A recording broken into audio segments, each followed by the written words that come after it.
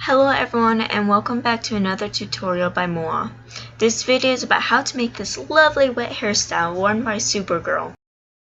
But I am actually going to teach you how to create this bun that Kara Danvers wears from the show Supergirl. It is in the scene in season 2, episode 1, where she is talking to Lena about a new job offer that Lena has provided her.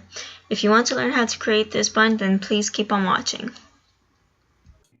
What you will need is a hairbrush and a few items from the inside of this elephant bowl. And of course, hair. Start out by putting your hair in a ponytail position.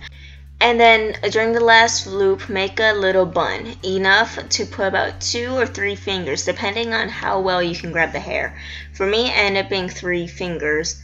And then what you want to do is take the rest of the hair and try and put it in the bun and try and keep it in the bun.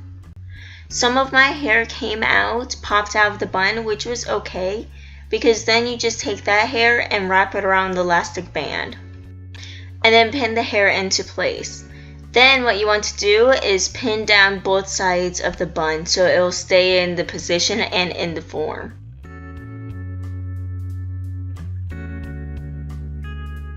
And there you have it, the Kara Danvers hairstyle, the bun.